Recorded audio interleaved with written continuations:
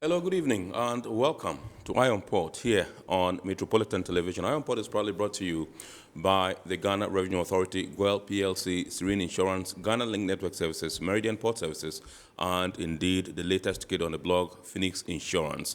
The show is proudly powered by the Ghana Port and Harbours Authority, GPHA.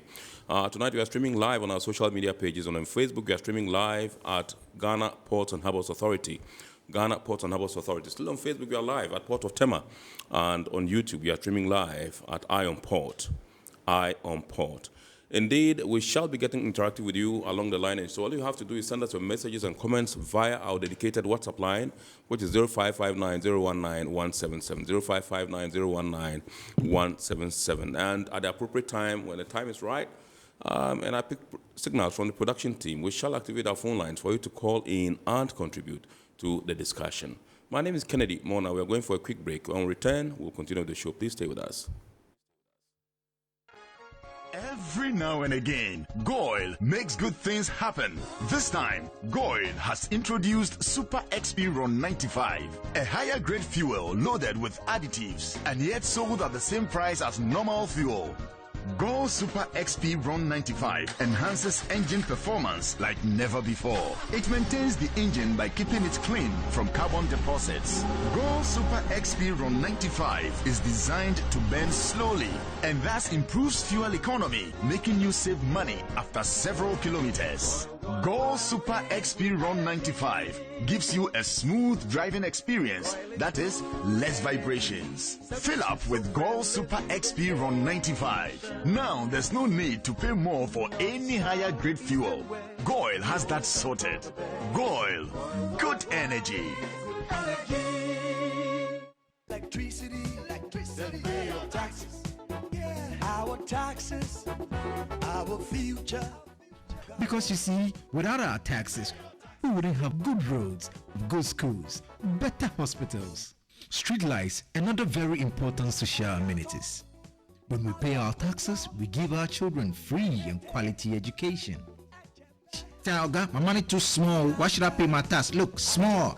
Salifo, it doesn't matter how small or big your business or income is. You still have to pay your taxes. The little taxes from each and every one of us, when put together, could give your community clean water or that deprived school with tables and chairs. Please pay your taxes. It is your responsibility. It is your civic duty. It is the law. Impressive factory. If only I had listened to you, I wouldn't have been in this mess. That devastating fire virtually wiped out the whole factory and my warehouse. Remember my misfortunes last year? Serene Insurance Asset All Risk Fire policy that I took were there to pay for my damaged stocks in the warehouse. And my machines that were affected by the flood have been replaced. My accident vehicle is back on the road thanks to Serene Insurance motor policy. Suddenly my goods are on the high seas, covered with their marine cargo insurance policy. I was just telling Ajima about Serene Insurance. Oh, Ajima, tell him more. As a road contractor, I make sure I do my contractors all risk insurance for the projects and then workers' compensation for all the workers on site. With Serene Insurance, they will make sure they will cover your unknown tomorrow today. Serene Insurance, a new face of insurance. Call us now.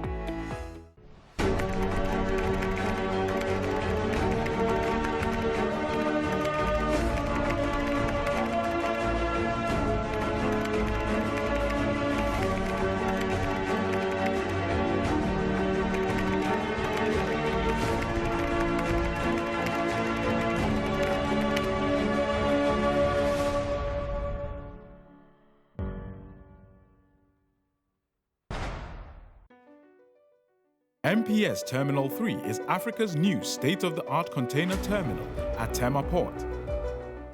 For manufacturers, agro-processors and traders, the new port means business can be done faster.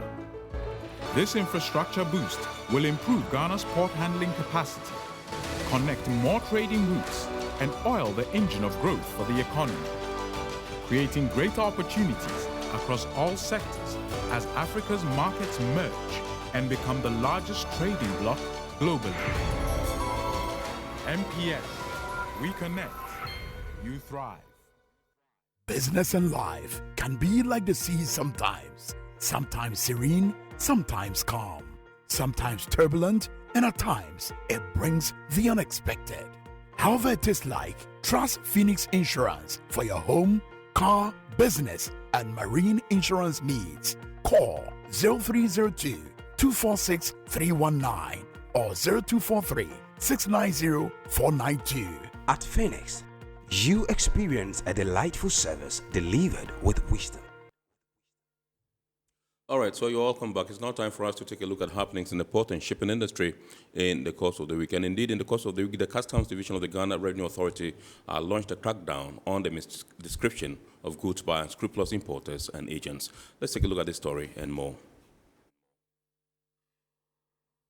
The fire and safety manager at the port of Tema, Edward Heyman, has encouraged all workers within the Tema port enclave to adhere to all safety standards and practices prescribed by his outfit to ensure their lives and properties within the port are secure.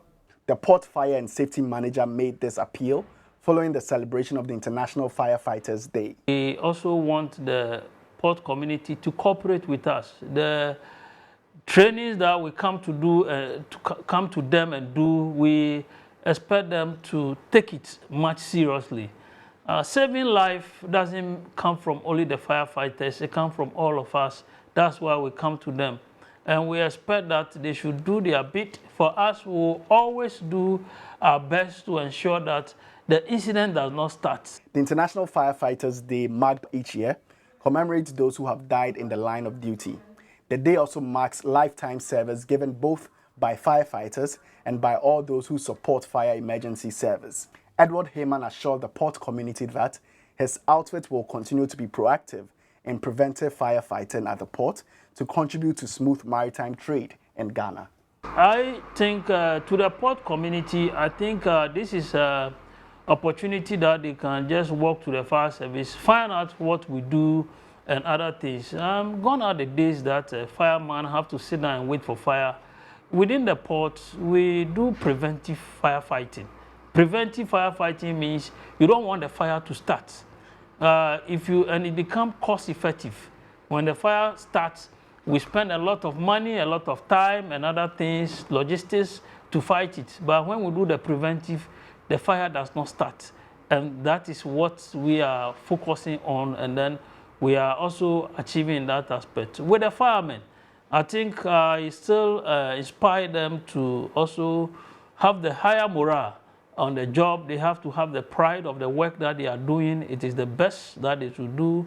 Saving life and property is the best that you can do. It's just like you are just doing the God's work.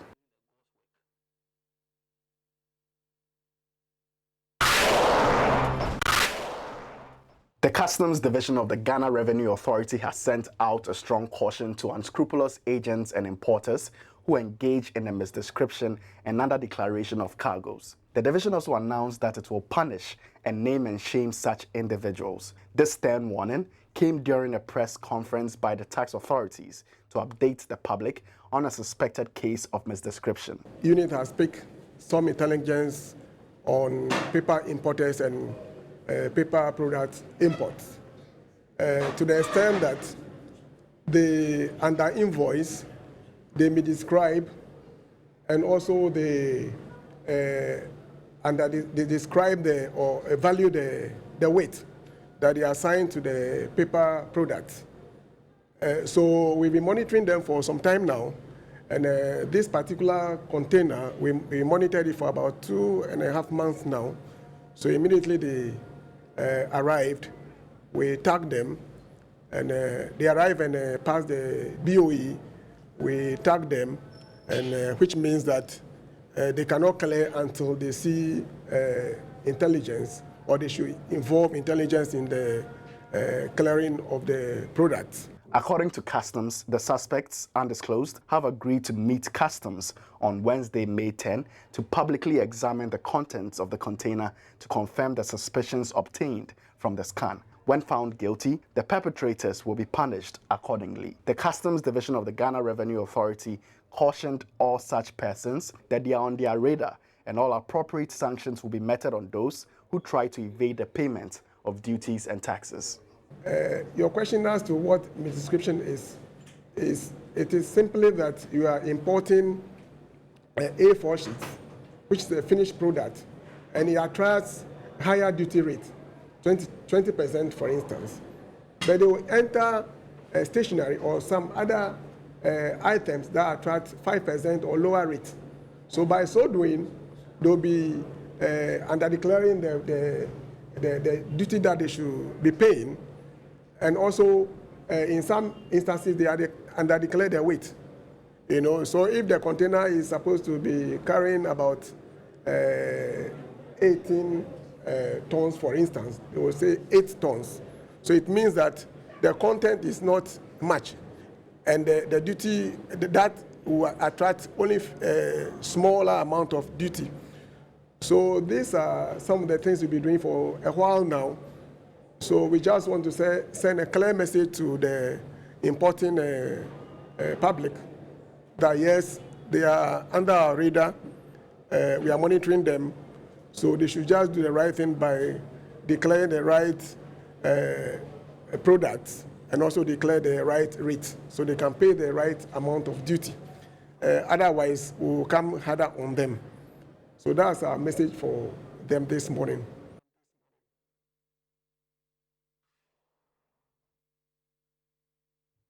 All right, so those were happenings in the port and shipping industry in the course of the week. We are now going to take some international port and shipping news. Royal Caribbean Group's Silver Sea Cruises marked the float out of its new cruise ship at the Meyer-Werft shipyard in Papenburg, Germany on April 28.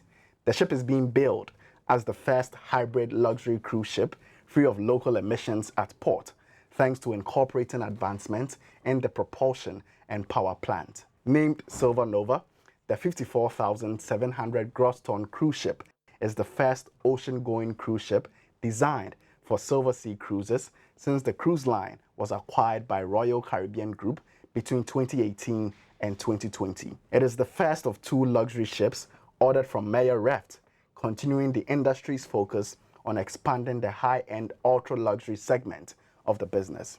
In the same week that the Silver Nova was floated out in Germany, Fincantieri in Italy delivered both the Viking Saturn and Oceania Cruises Vista, also smaller luxury cruise ships. In a first-of-its-kind initiative headed by the state of California, the 5 major container ports have agreed to work together to launch the California Port Data Partnership. The goal is to jointly advance computerized and cloud-based data interoperability with a common goal of supporting improved freight system resilience, goods movement efficiency, emissions reduction, and economic competitiveness. It is the latest in a series of initiatives launched by California and the U.S. federal government in response to the massive backlogs and supply chain disruptions that developed during the past few years as volumes surged. The California legislature approved $27 million in grant funds as part of the Budget Act of 2022 for the development of a port data system designed to improve the movement of goods throughout the state and fortify the supply chains. The ports in question are Port of Los Angeles, Port of Long Beach, Port of Oakland, Port of Wainami, and Port of San Diego. All right, so those were some stories from the international shipment scene. We're now going to take our phrase or word of the day. And remember, the phrase or word of the day has been fashioned to bring you up to speed with the terms and jargons we use in the shipping industry. Today's word is gantry crane. Gantry crane.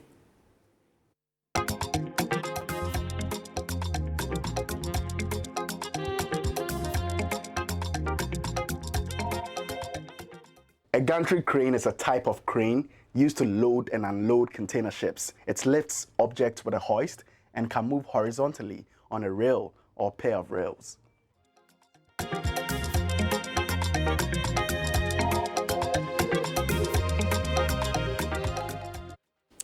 All right, so welcome back. We are now zooming into our discussion proper tonight, and tonight we're taking a look at how to ensure a healthy and safe working environment for efficient and smooth port operations. And this topic comes on the back of the fact that on the 28th of April, we woke up to the celebration of World Day for Safety and Health at Work.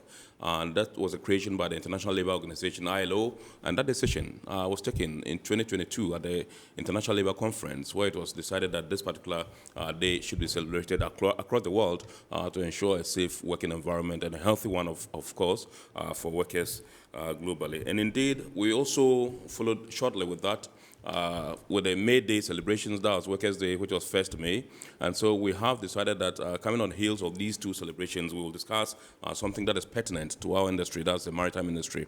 And so tonight we are trying to see how we can ensure a safe and a healthy working environment to ensure smooth and efficient port operations. And we have assembled a team here tonight. We're privileged to introduce to you Dr. Vitus Victor Anabisi, who is General Manager in charge of Health Services at the Ghana Ports and Harbours Authority. He's also the Chairman of the Occupational Health and Safety as well as Environment Committee at the Ghana Ports and Harbours Authority. Good evening, sir. Doc, and welcome. Thank you. Good evening, my brother Ken. Good to see you. And this year, is this your first time this year? Yes, it is. Okay, so it's always a pleasure to be here. Happy New Year, sir. Thank you very much. Also Same. in the studios with us, viewers, is Madame Jemima Frances Anabia Tia. Frances Jemima Anabia Tia, who is the ISO representative at the Ghana Ports and Harbours Authority. That's the International Organization for Standardization, ISO. And so these are the two personalities we're going to be having a discussion with tonight. And so I would want to begin with you, Dr. Vitus Victor Anabisi, GM Health Services, GPHA. I reckon that when we had this particular celebration, that's the World Day for Safety and Health at Work, you made a presentation, and during that presentation you made mention of the fact that the wealth of the authority, GPHA so to speak, is the health, or the health of the authority is the wealth of the authority.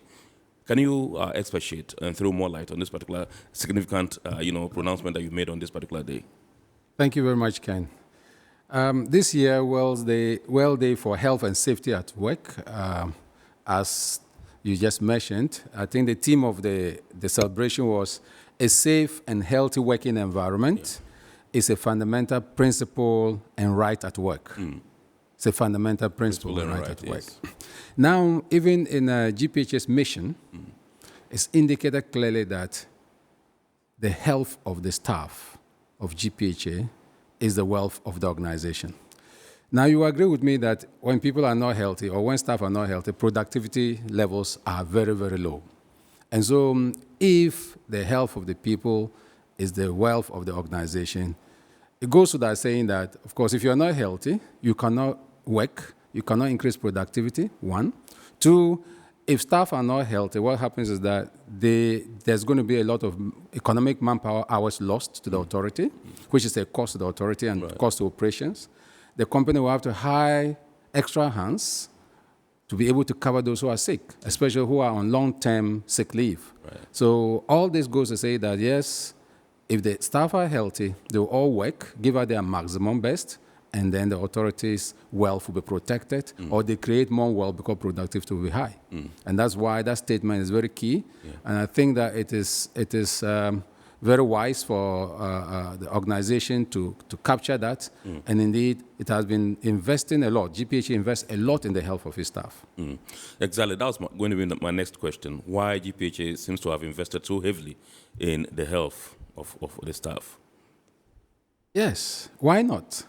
If you don't have a healthy workings or workforce or healthy working staff, what it means is that your organization is already at a disadvantage.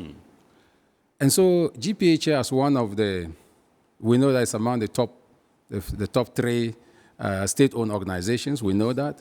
And so if you are investing in the health of the staff, it means that you are very concerned about your workforce. Now, over the years, for so many years, I can say even about almost 40 years, GPHA has tried to have its own health facilities, which would take care of its core staff and dependents, as well as the general public. In so doing, you know that GPHA does not have staff currently who are on secondment on government payroll. All the health staff are staff of GPHA, meaning that alone is a huge cost to the authority. But the authority is doing that so that the staff and dependents of this authority would have health at their doorstep. If they are sick and people come, if you look at it and our structure, you know that we have a small clinic or health post in the port. When staff are sick and they come there, then they get ready health services. We give them the health services and then they're able to go back to work. Those who need admission, then they will be admitted accordingly. And those who need expert care, they'll be referred accordingly. So GPHA, I think it's a wise decision that the authority took by investing in the health of its people. Absolutely. Let me come to Madam Frances, and first of all, find out from you. I know the ISO team at GPHA, has been at the forefront of trying to get staff to do the right things. And I've always cited this example that sometimes you're in the office and then randomly you walk in without, notice, and you try to check around and see whether everything is in place, the environment is conducive for operations to go on and all that. I just want to find out from you, why in the first place, let's go back to basics, why in the first place GPHA deemed it necessary to go for ISO certification, that's the International Organization for Standardization's, certification? All right, thank you. I'd like to say good evening to all your lovely listeners. And viewers. And viewers. Yes. As I always say, safety is a culture. Absolutely. And so World Safety Day, 28th of April, was just a day. But it doesn't stop you from taking care of yourself throughout the period. And so I would say happy World Safety Day to everyone. Thank you. To your question, GPHA is one of the gateways to the world, especially when it comes to trade. We interface with people from all walks of life. Absolutely. We trade with people in advanced countries. And so it's okay to benchmark our services to a well-recognized international standard authority or a standard body, so that at least we are not saying that we are at the epitome of whatever we are doing, but whatever you see in a sister port somewhere, you are likely to see same in Ghana Ports and Harbors Authority. So we want to assure our clients that when it comes to quality of service, when it comes to environmental sustainability, when it comes to the occupational health and safety, we are benchmarking ourselves to give people the assurances that we will take care of them and we'll take care of the environment as well. Yes. Now, I just want you to walk us through some of the benefits that inures to us, when we say an organization, in this case GPHA, is ISO certified. Okay, so as I indicated, it gives us competitive advantage. It gives assurance to our clients that they will be taken care of. We also will excuse ourselves from legal issues, especially when it comes to environmental sustainability issues, when it comes to taking care of other people working in the port environment. Can you know that the port environment have a lot of other port operators working with the Port Authority? And so we want to give assurance that they are well taken care of. It also gives us, it builds the authority's image. Like Doc indicated, GPHA is amongst the, let me say, first 3 state-owned enterprises. And I can boldly tell you, we are the first state-owned enterprise to have gotten certified to ISO standard and sustained it till now. We are 10 years in it. It's not a joke. And so it's all about building GPHA, giving us competitive advantage, giving assurance to our clients, and inadvertently we expect it to trickle down into our finances and then confidence when we meet with our sister ports. Yes. Right, let me come to you, Doc. In your submission earlier, you made mention of the fact that if we have sick workers, that means that automatically productivity is going to go down. I just want to find out from you how a healthy and safe environment can bring about, high productivity and efficient, workforce. Thank you very much. Let me just take the opportunity to give a simple definition of health that the World Health Organization has given. We know that health is a state of complete physical, mental, and social well-being, and not the mere absence of disease or infirmity. This is the WHO's definition of health. Right. And so you see that it encompasses a lot. Physical health, mental health, and social well-being. And this is exactly what the Port Authority is doing. Right. We're taking care of the physical health of the staff, taking care of the mental health and the social well-being of staff. And social well-being meaning you have to extend it beyond the worker or the staff. And so we take care of our dependents, and that is what social well-being starts from.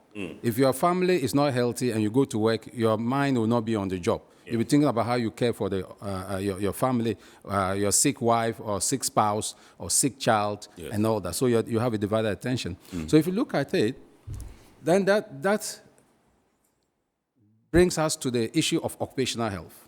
Right. Because health at the workplace is nothing but occupational health. Now, health, as we all know it, they say there are 4 pillars of health. Health is based on 4 main things, which is called the determinants of health. Okay. These basically are nutrition, lifestyle, environment, and genetics. These are the 4 things. Nutrition, lifestyle, environment, and genetics. These are the 4 things. These are the main things that will determine what? Health. As for medical care is nothing but a support service. It is when these 4 pillars are broken, then somebody gets sick, and so then you give medical care. So these 4 determinants of health, and then the 5th one is the medical care system or the healthcare system. So if in occupational health, we say that, okay, what is occupational health? By International Labour Organization or WHO definition, they say that occupational health is the promotion and maintenance of the highest degree of physical, mental, and social well-being of workers of all occupations by preventing departures from health, controlling risk, and the adaptation of work to people. Please note that carefully. Not people to work, but you adapt the work to the people. And then the people to their jobs, which is very, very important here. So I want us to dwell on that. So occupational health is what is important for us as an organization. So if you look at it, GPH has put so many things in place. We've got health facilities. We've got safety at workplace or industrial safety issues. PPEs. And later on, I'm sure we'll talk about it, how the authority provided so much and invested so much in PPEs when it came to COVID time. But constantly, even before COVID, the authority has constantly provided PPEs. Maybe people will ask, what is PPE? Personal protective equipment. Okay? And you know that in the port, we don't joke with that. And there's a whole department, fire and safety, that is in charge of that. So why did they invest in those things, in PPEs? Is to make sure that the worker or the staff is safe and protected at work. To prevent what? Accidents. Okay? If you prevent accident, meaning that you are safeguarding the health of the people. So indirectly, investing in health and safety means that what? You are promoting the health of staff. Promote the health of staff. We already said earlier on that the staff will be healthy, they'll work their heads out, and productivity will be at its highest level. So profitability will do what? Would increase. So that is why the 2 things are interconnected. And so authority, the staff know that when they are sick, they will be taken well care of. It's not they're thinking about where to get money and pay for their medical bills. They don't think about it at all. So they will work and give up their best. And the authority knows that, no, we need to have healthy staff. So for that matter, imagine the whole Department of Health Services being kept by the authority. We have a clinic in Tema. We have a hospital in Takoradi Port. And we have even gone ahead to build the International Maritime Hospital, which is a subsidiary of Ghana Ports and Harbours Authority. All this to ensure that the health of the staff and its dependents are taken care of. It doesn't mean that these health facilities are for only our staff. No, not at all. It's for our staff and dependents and the general public. After all, we are providing what? Public service to the authority, to Ghana as a nation. And so we should continue to look at things and see how best we can improve on this healthcare delivery, how best we can improve on occupational health to ensure that our staff are safe at work. Absolutely. All right, so let me come to you, Madam Frances, and find out from you. I just want you to walk us through a typical day in the life of an ISO person. You lead the pack or the Yes. team at the Ghana Ports and Harbours Authority as ISO representative. I just want to find out from you, in other words, what are the things you do on a daily basis? Okay. So I'm working with 2 other people. However, we work, every department has a set of functional quality managers. Right. And then these functional quality managers are headed by focal persons in each port. Okay. And so, and the focal, even with When the you say in each port, that means the port so of Takoradi Tema Tem- and Takoradi. Right, sure. Because we are at the headquarters, Yes. we handle the headquarters. Right. And the focal leader also has about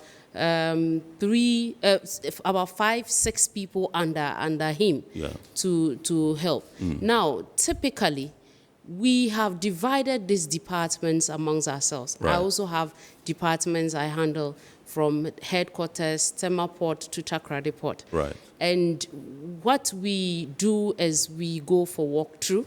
That's what you indicated, Yes. that you'll be there and then we appear. Absolutely. So we have our walkthroughs. We don't announce them. The aim is to ensure that whatever we said we will do, Yeah. that is by way of implementing the requirements, we are doing them. Okay. We also want to ensure that people are helping the authority put things in place to ensure that we are not caught on the wrong side of it. Then after the walkthrough, issues that are identified, we come back and then we have discussions with the HODs if they weren't at the places where we visited. We call them and then we tell them these were the things we saw, we corrected them, but let's put a corrective action in place to ensure that it doesn't recur. And then once it's resolved and everything is okay, we let it go. But if we go and it recurs, we then meet the management of the department, then we have a discussion. Right. But throughout the year, we have lined up activities that we do to ensure the continuous sustenance of the system. So we have our internal audits, we have our external audits, we have our management review meetings where we discuss findings of these audits and walkthroughs. And then we have awareness programs where we go round all the departments to talk to them about ISO. And we don't do it in isolation. We work with the fire safety department. There are times where the health services also perform their awareness programs. If we are invited, we come along and then we also share 1 or 2 information. The training, GPHS training school also invites us in to give lectures or on awareness of the ISO systems and what is expected of each and every one of us, especially the other interested parties. So typically, this is how our day is always fashioned. Yes. All right, so I'm just being a bit curious. I just want to find out from you, what do you do to a department that looks quite intransigent, that perhaps each year when you go, you find the same, let's say, recurring, issues, and steps are not being taken to get them addressed? What do you do to such a department? Are there instances that you've come across such? Yes, we do, and mostly sometimes it's not that the head of department or the department is recalcitrant. Probably they do not have the strength to correct or to mitigate the situation. Right. So when you interact with them and then you find out the root cause of the issue, and then you realize that they do not have what it takes to correct the situation, you escalate it. So there are times where issues that are recurring and just refuse to go away. We have like we had I think last 2 weeks and last 3 weeks we performed a walkthrough. Right. What happened was that some departments have some peculiar issues. Auditors have picked up those issues. We realized whatever we put in place as a form of mitigations weren't correcting the situation. So we relied on the OHSC committee chair. Right. Fortunately, I'm the secretary. Right. So I was able to channel my issues through him. Okay. And he was very open to having a walkthrough. But we are solid. We are a first record with you. Yeah. To be able to assemble the chairman and secretary of the OHSC. So we had the walkthrough. He did a marvelous job. Yeah. We walked through Tema Port, went to Thakrade, did the same. And these issues, he saw it firsthand. And he was able to assemble the creme de la creme management of GPHA and presented the issues to them. And coincidentally, that day was also the World Safety Day. 28th so, yes. April, okay. So Friday. It was an awakening call to all of us on the issues that are bedeviling our operations and the need for us to wake up and then fight them together. Absolutely. And the management were very welcoming. They took some of the issues. Subcommittees were formed. So typically, issues that are seen over and over again with department, we don't just cut them off from the scope. We escalate the issues to where it has to get to, where solutions to those issues would come from. That's what we do. Absolutely. Yes, Awesome. yes. All right. Let me come to Doc. Just recently, the World Health Organization called an end to COVID-19. And this was a pandemic that ravaged the world, and Ghana had its fair share. And I've had occasion to hear people commend you and your team for the manner in which you handled COVID when it first broke, being the interface from the international community where vessels come in, and all that. You have to go in there and try to do all that you have to do in order that we don't transport or convey the disease into our country. I just wanted to take the opportunity to recount some of the things that you had to do, when this particular pandemic broke and when everybody was running helter-skelter. But you and your team were quite resilient and resolute in your quest to ensure that you stem this particular, pandemic. Thank you very much. Dear viewers and listeners, if you mention the word COVID-19, I think it sends chills down everyone's spine. Absolutely. We know how we woke up one day and we found out that the world was in a different state. Absolutely, yeah. And indeed, no country was left out. On the 30th of January 2020, when the World Health Organization declared COVID-19 as a public health emergency of international concern, I think it took everyone by surprise. They thought it was just a joke. They said some people called the Chinese flu and all that. Yeah. Erroneously so. And they thought it was a Chinese disease. They didn't know that it was going to engulf the whole world. And so when these issues came to the fore, GPHA was one of the first organizations in Ghana to respond immediately. We did so because our port is a gateway and it's a port of entry. Now, we started actually sensitization of our staff and all other port users way before the first case was detected in Ghana. That is on record.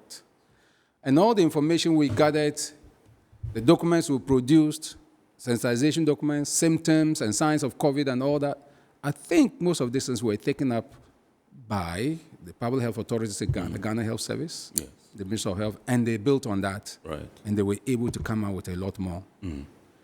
The Port Authority, because we were all taken by surprise, it made available resources. Emergency budgets were readily approved. And honestly, during that period, from 2020 till now, I think it is the finance people who can come out to tell us exactly how much we spent on COVID. I don't know the figure offhand. That would be but colossal. Anytime, colossal sums of money. Colossal, yeah. But anytime we ask for something concerning COVID, the authority provided. Yes.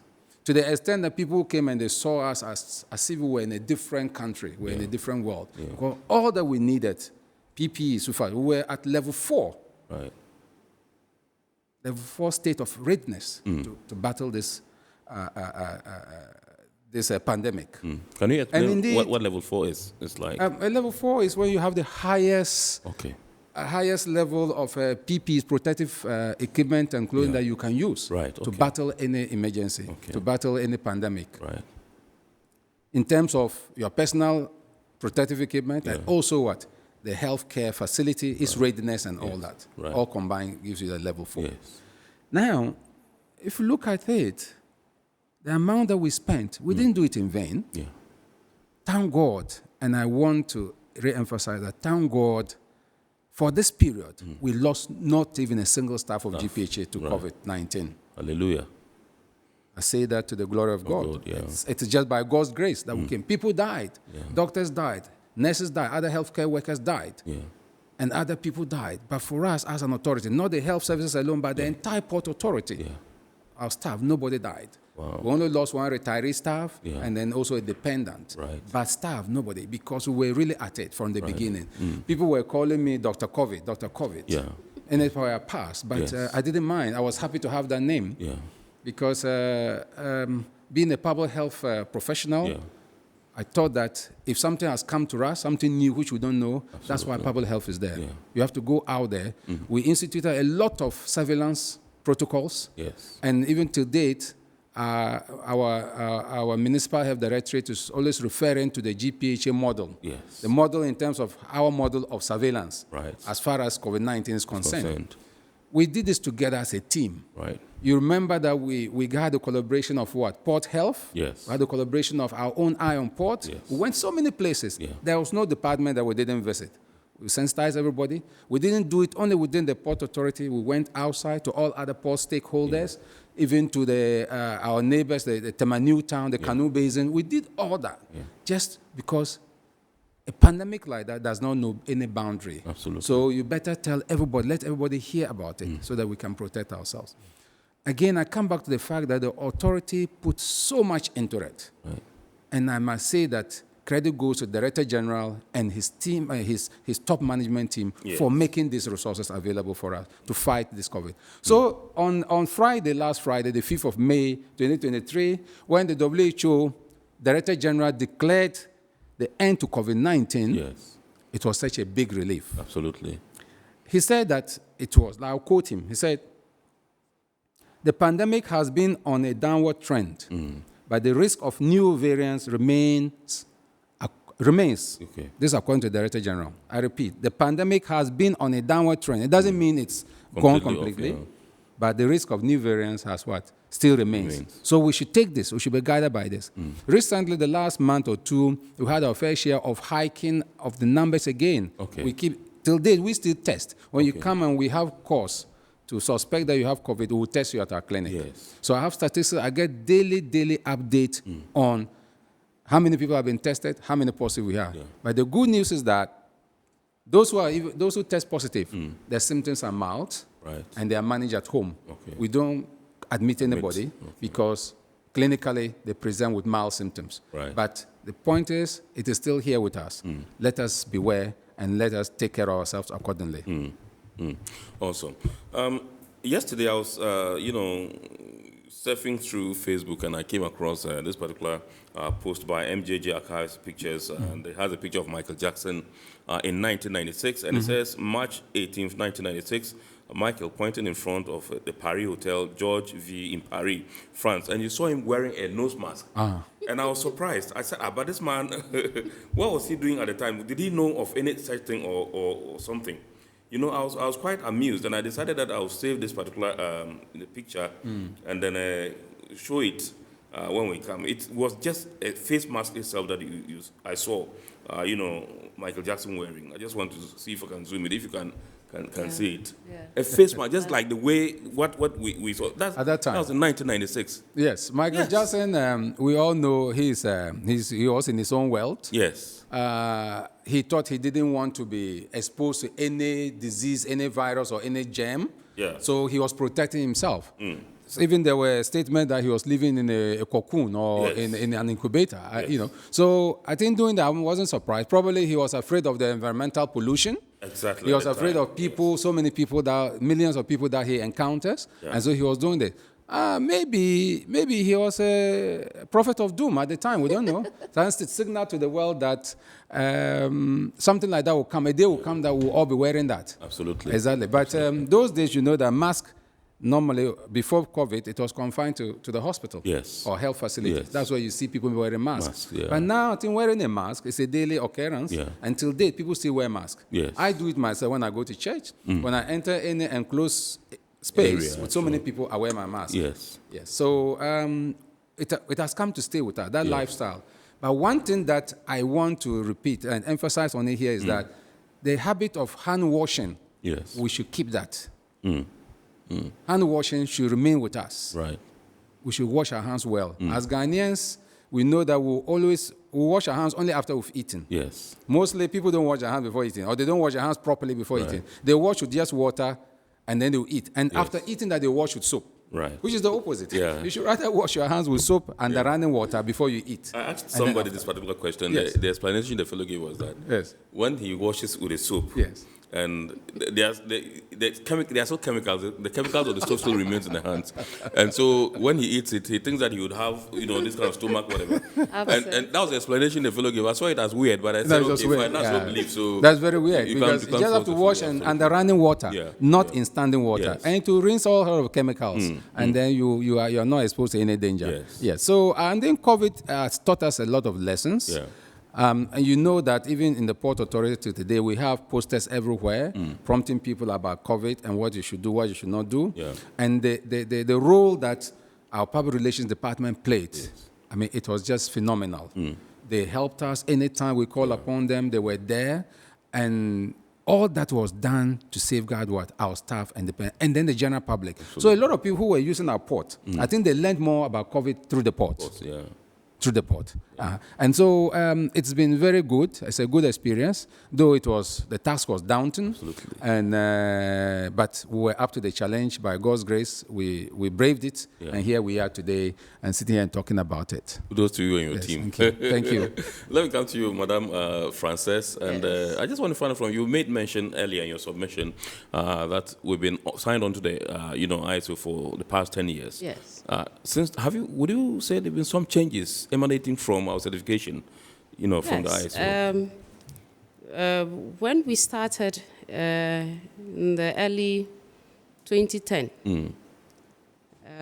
with documenting processes which weren't in place, even if they were there, they were in individual heads. Right. Sometimes someone would probably write something and then think that he or she generated it himself or herself to aid work process. So it's hers or his. Okay. So he puts it in the drawer and then all that. But with ISO, we have documented information when it comes to our internal business processes. Safety awareness has improved. Now, it's not to brag, but whenever departments have challenges getting their request through, they channel it through ISO, knowing that management will hear, they will listen. It has brought improved awareness when it comes to how we perform our daily activities to ensure that the client's requirement is met and even exceeded. When it comes to environmental sustainability, what we have to do in our small way to ensure that we do not harm the environment. Now we do recycling because the requirement demands us to do so. Right. Even though the entire country has challenge, when it comes to recycling facilities, we are still doing it bits and pieces with individual companies, private companies that have taken up that activity. Right. When it comes to occupational health and safety, I can tell you that a lot is being done. It is through the ISO certification that the OHSC committee was birthed. Right. So when we got certified to the occupational health and safety and then the environmental management system, then the Director General then thought that there was a need to have a powerful team made up of departments that have their activities directly resulting to OHSC issues to be the members of the committee. And so the committee was birthed out of the ISO. So I can say a lot has changed. We are still expecting a lot more to change. We believe that ISO has more to give us if only we embrace it and leave it, not just do the righteousness just to meet the external auditors' requirements, but leave it as being part of us. Absolutely. We would enjoy more from it. Yes. Great. All right, so let me come to Doc. And I've been to the clinic, and I see some subtle, developments going on there. I think I can point out to the expansion works there. I see a giant structure, being erected there.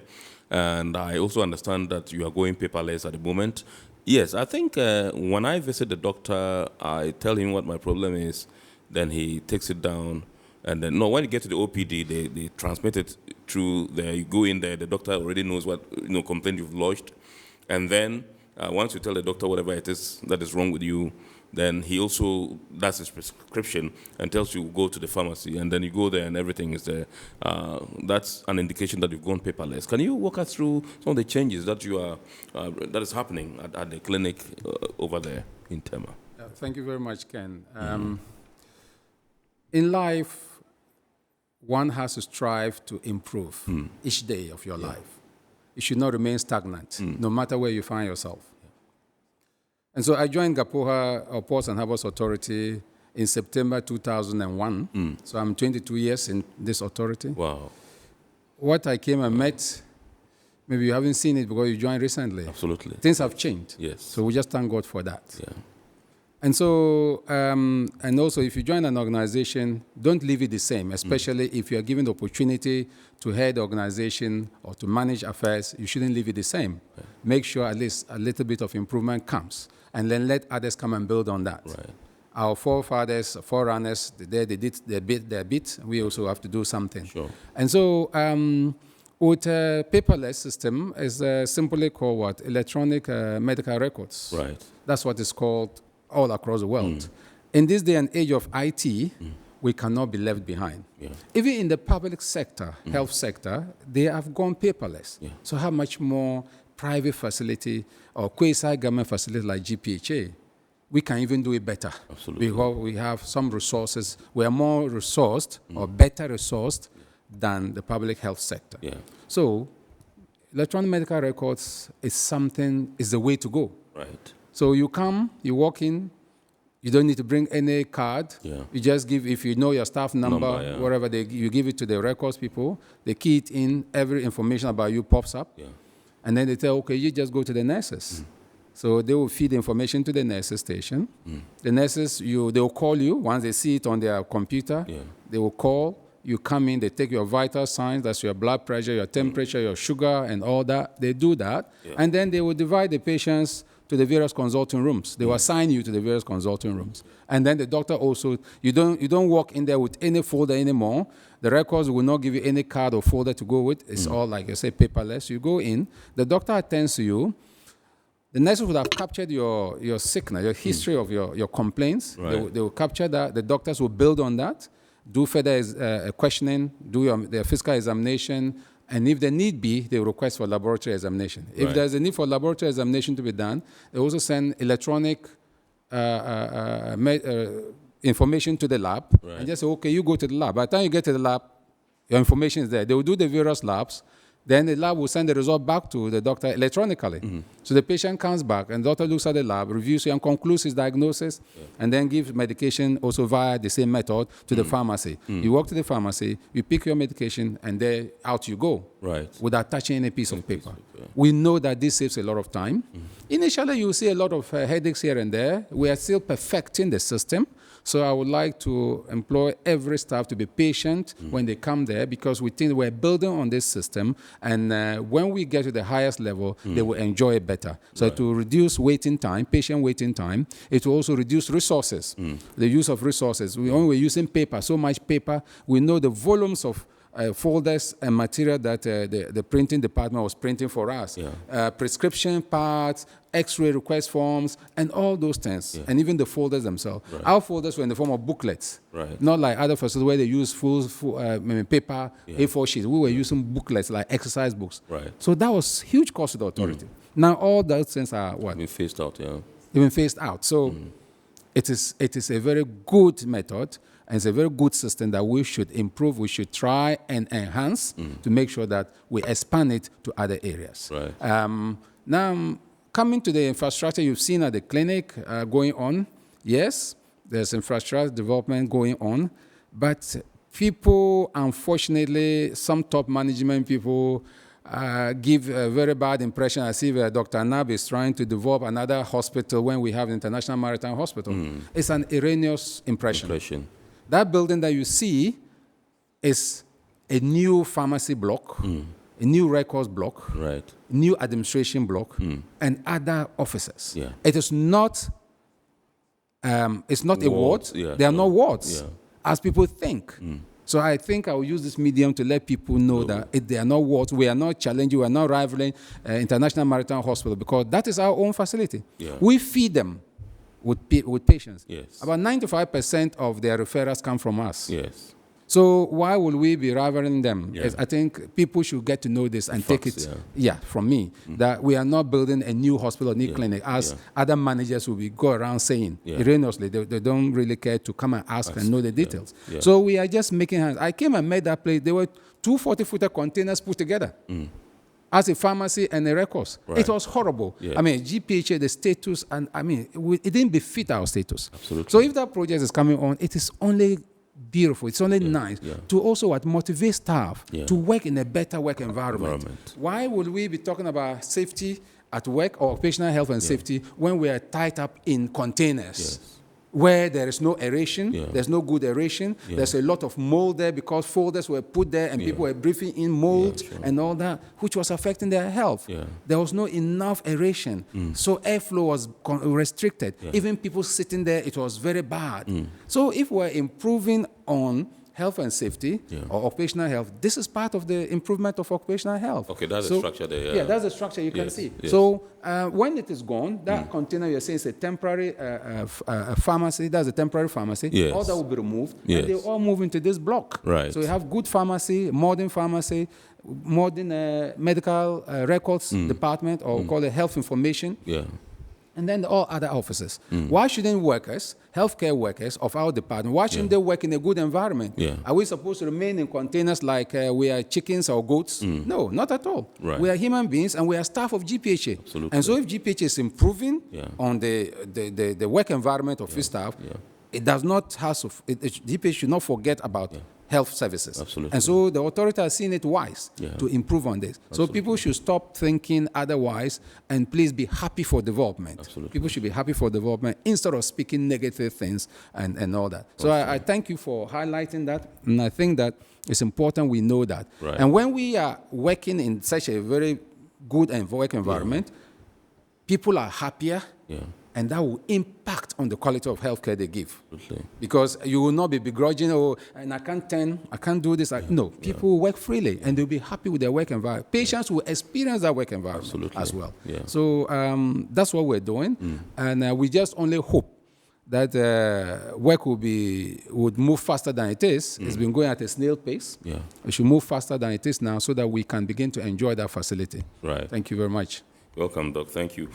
This is Iron Port here on Metropolitan Television, and tonight we are taking a look at how to ensure safe and healthy working environment for efficient port operations. And with us in the studios, Dr. Vitus Victor Anabisi, who is GM Health Services at the Ghana Ports and Harbors Authority, and also Chairman of the Occupational Health, Safety and Environment Committee. And also in the studios, Madame Frances Jemima Anabiatia, who is the ISO representative at the Ghana Ports and Harbors Authority, GPHA.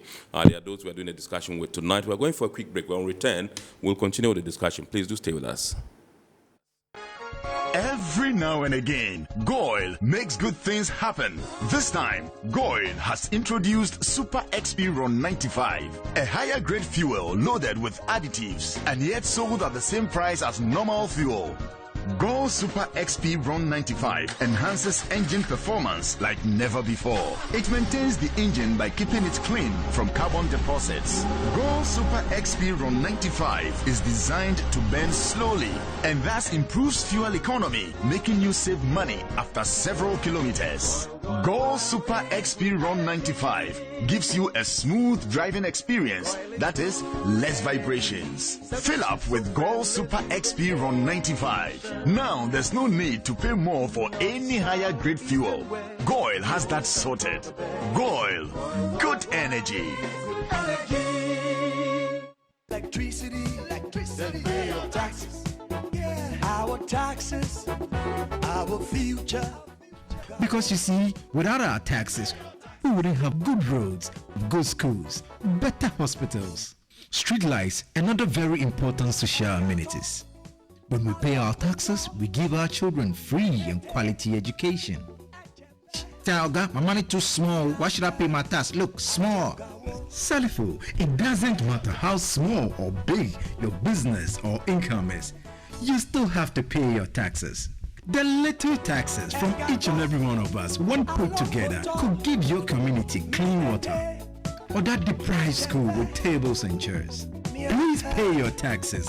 It is your responsibility. It is your civic duty. It is the law. Impressive factory.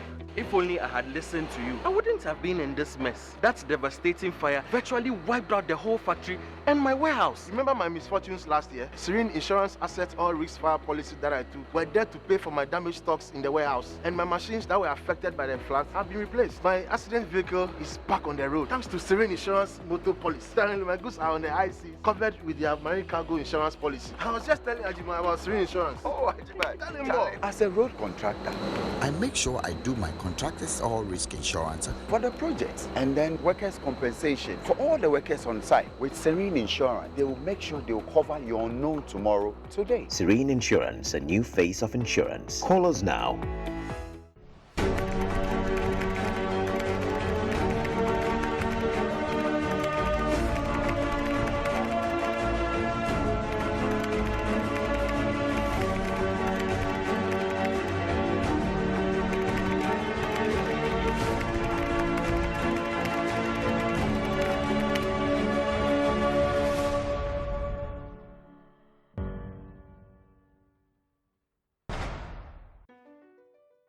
MPS Terminal 3 is Africa's new state-of-the-art container terminal at Tema Port.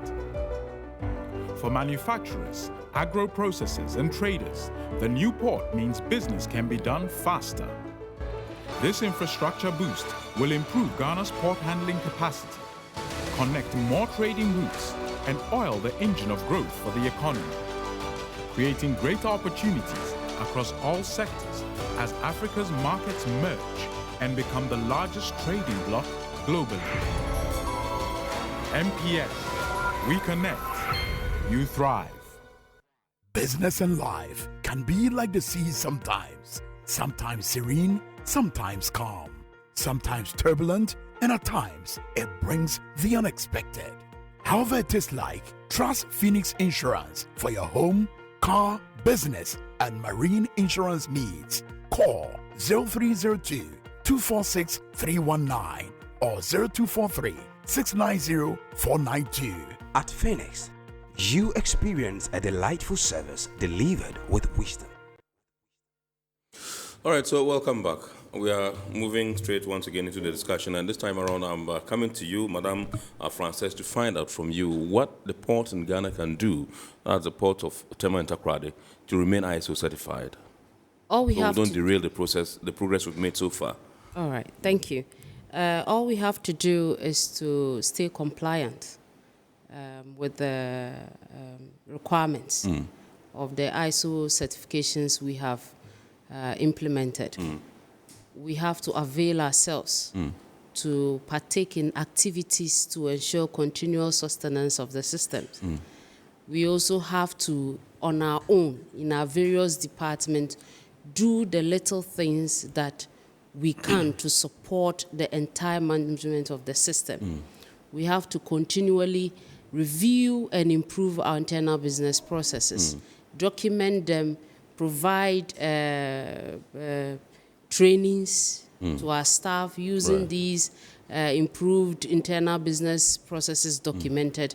We also have to usher in our service personnel and then our contract staff, our attachment students that come for attachment programs. We have to usher them in properly by giving them orientations so that it will minimize errors when processing requirements of our customers, to minimize incidents and accidents, and then it will also improve the general image of the authority. That's what we will have to do. In very simple terms, can you give us details about the various certifications that we have? Okay. In very simple terms. Okay. So in 2013, GPHA got certified to 9001. That's a quality management system, but then it was 2008 version. Fast forward, and it was limited to only 8 departments in Tema Port. Right. Fast forward, in 2015, we expanded the scope to include environmental management system, which is 14,001, and OSHAS then. And then we also expanded the geographical scope to include Takrady Port and then the headquarters. Right. And then when OSHAS phased out, ISO brought its own occupational health and safety standard, which is the 45,001, 2018. We moved to that standard.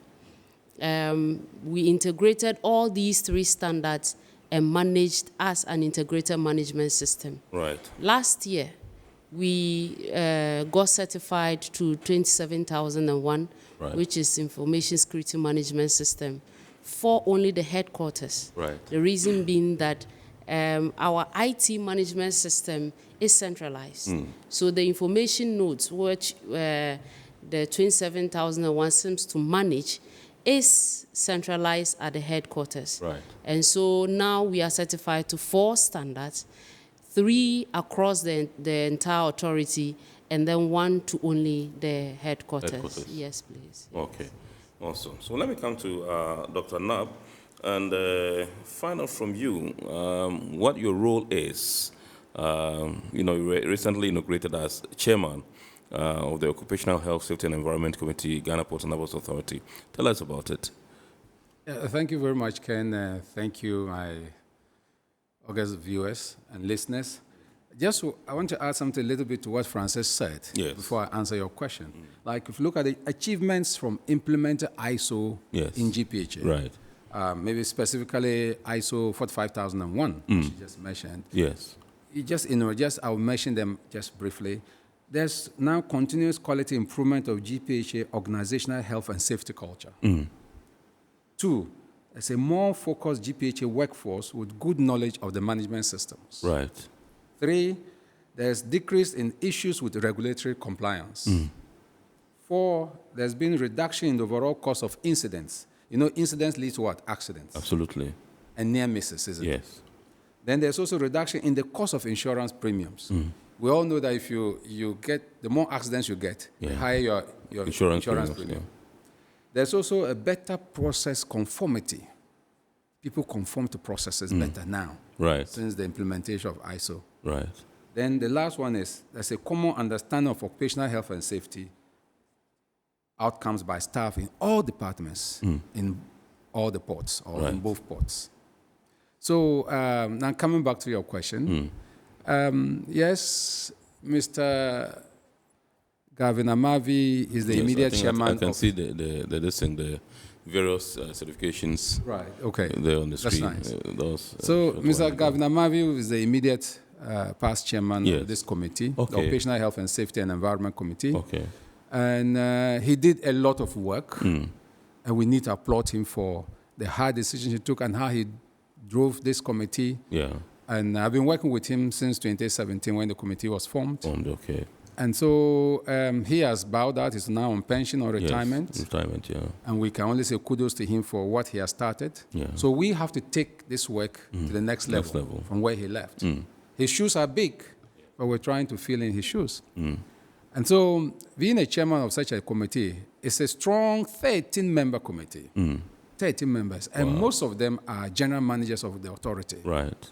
And general managers, we all know the role they play in the authority. Absolutely. They are the gatekeepers. They are the field people. They have to deliver the goods to management, to the directors, and then to the director general.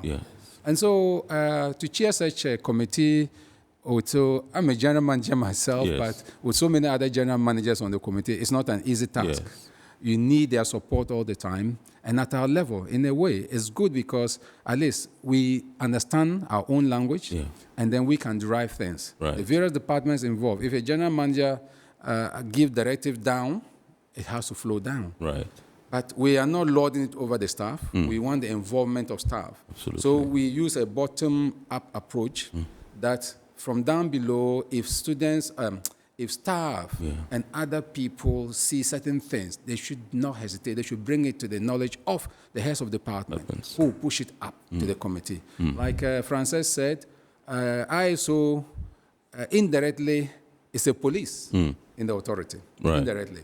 And so to chair this big committee or this strong committee, I feel it's a privilege for me to contribute my quota to the development of the authority. And recently, we did the walkthrough in both ports, and a lot of things came to light. We are currently tackling them, and top management has taken up this issue seriously, and I'm sure in the next few months down the line, there will be changes. There will be issues. The people will see that there will be a lot of solutions to these problems. They're not easy. A lot of them involve so much money. But if you don't spend, you not get your house in order. Absolutely. The Port Authority, the mandate is to build and maintain ports. That's our primary mandate. So if you build a port and you're not maintaining it, you are not performing that function. You're not performing that function. So because of that, management has taken this issue seriously. And I thank God that my fellow general managers and other members of the committee are taking everything seriously. And we're working together as a team to ensure that we achieve our aim. Because, like Frances said, all the areas that contribute or are being affected directly by occupational health and safety matters are being represented on this committee. So if we sit down to discuss, why not? We should be able to find solutions to this. And people are working hard. So being a chairman, I think I'm happy to chair the committee because people are working and contributing and making sure that everything moves forward. I'm not doing it alone. It's not a one-man show. It's a teamwork.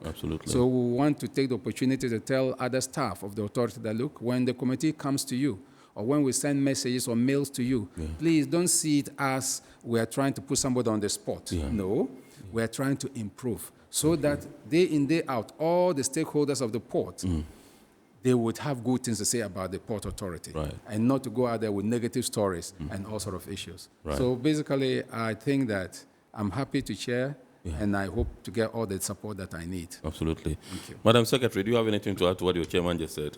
Yes. As my Doc indicated, the committee can do it alone. The committee needs input for the committee to start to work, for us all to benefit the output. And so when the committee comes to you, it is not a matter of disgracing you or putting calling you out. Exactly. The committee wants to bring improvement. The committee wants to leave its purpose. And so please collaborate with us. Whatever you see that you think should be addressed, willingly come to us. Absolutely. I always say we are not octopuses and we cannot be everywhere at one time. So maybe you have identified issues. Please send to us. And then we have these WhatsApp platforms. And trust me, members on those platforms, as the functional quality managers, when they see something which is out of the normal, they take pictures and then they send to that platform, or they send to me. And then I quickly put it on the OHSC committee platform. And trust me, actions expeditiously. Yes, and it brings the beauty of the essence of the committee. Right. So we encourage everybody to come on board. Awesome. All right. So I also want to find out from you how staff or workers, so to speak, can make safety a lifestyle. Yes, it's difficult, very difficult, especially in times where peer pressure seems to be on the rise, especially in the maritime industry and even especially in the era of the social media, people putting proven ways and all that. Please, all I always say is that you owe it to your family, especially those that depend on you, to do the right thing. Even if you don't like yourself, remember that there are people that depend on you for survival. So when you misbehave and then the unfortunate thing happens to you, you have caused so many other people and their source of livelihood. I would encourage that, please, whatever instructions, guidelines that are put out there at the work environment, please obey. Right. When you are given PPEs to wear during your work performance, please wear them. Don't put them down, and when you see us, you run to go and pick them. When the health services open the opportunity for you to come and then test for some of these non-communicable diseases, please go. Right. Because when they are able to timely detect them, that you can be saved. And please, your work environment is your work environment. It's not a playing ground. Absolutely. Perform your job and then go out back to your family. Okay. I will encourage every staff as well. We know sometimes we are under the pressure to overperform just to impress our leaders, our management staff.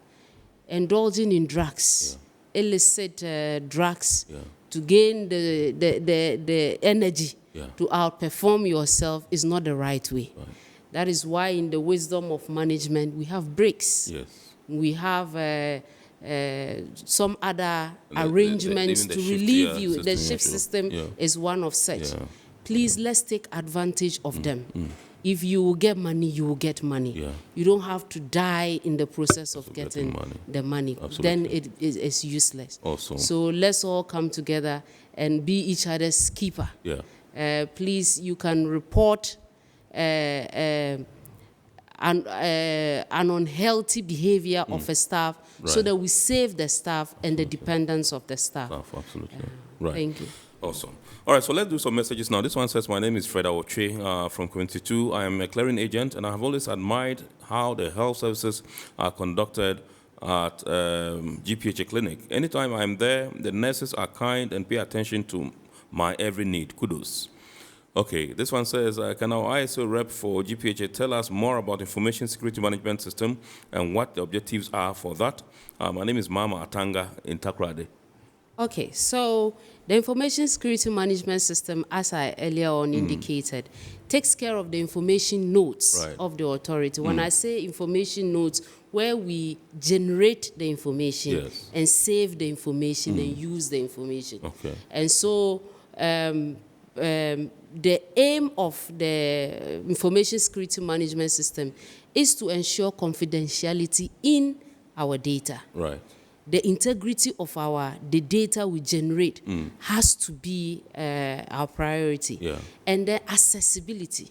Wherever we are and we need that data to make informed decisions, we should access it in whole, not bits and pieces. So the information security management system has a lot of benefits for us, but the key ones are the confidentiality, the credibility, the integrity, and then the accessibility of it. Yes. Yes. And it's to protect our information from the unscrupulous people.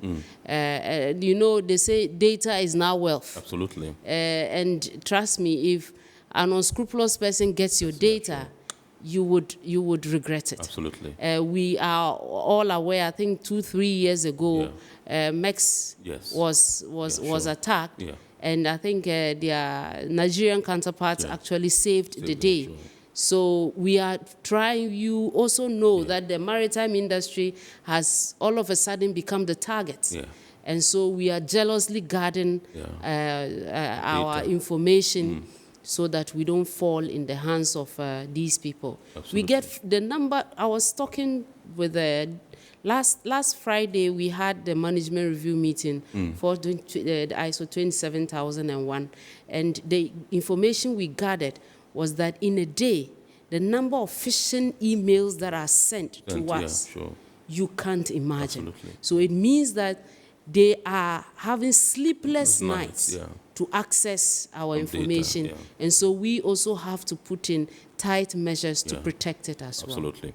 All right, this one says the port can be very volatile and the port can be a very volatile and hazardous place. That's why globally safety is king at ports. I like that Ghana ports are demonstrating seriousness in safety, and that's the way to go. This is from Kingsley, United Kingdom. This one says, good delivery by our GPHA people. Safety and health are paramount at the workplace. It's from Sharif in Tema.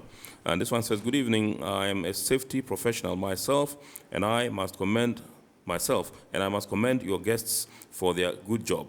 Allow me to also make known to them that I am currently looking for a job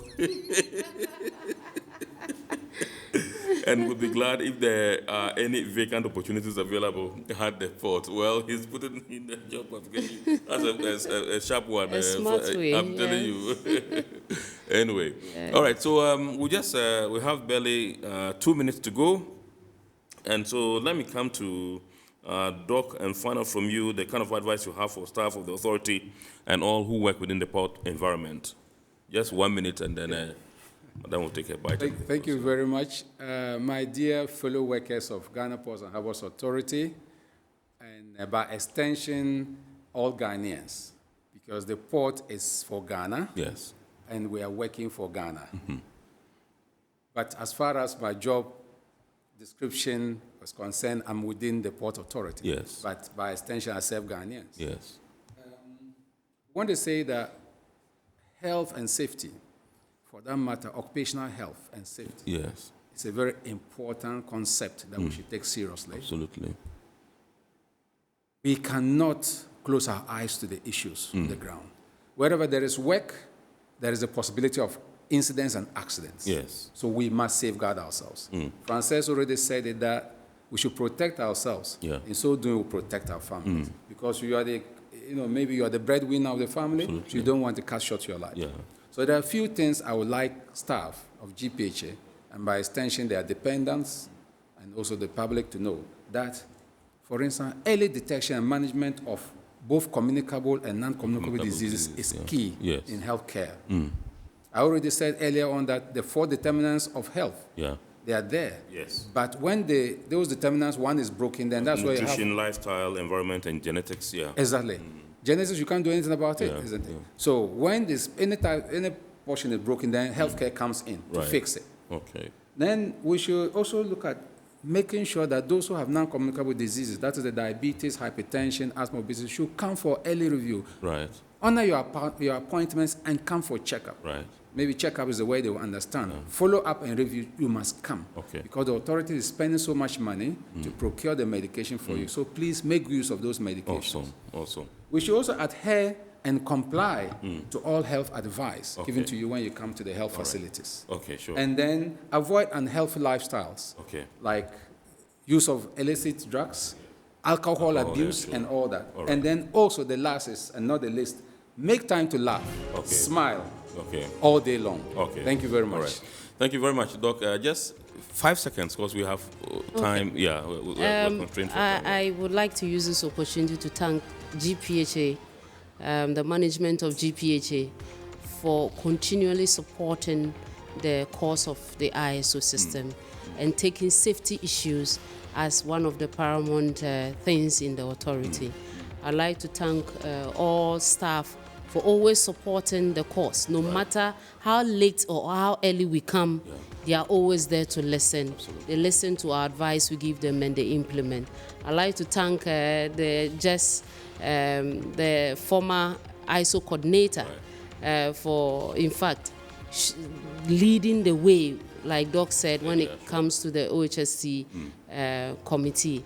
And also to thank the Iron Pot for seeing safety as a very important subject and topic to treat for a whole session. We thank you. Thank you very much. We hope that it's not ending today. No, it won't. If you can make room during your broadcast every Sunday to talk about safety, we will be very happy. We will do that. So yes, great. Thank you very much indeed. Yes. Yeah, we are pressed. Yes. Okay. Okay.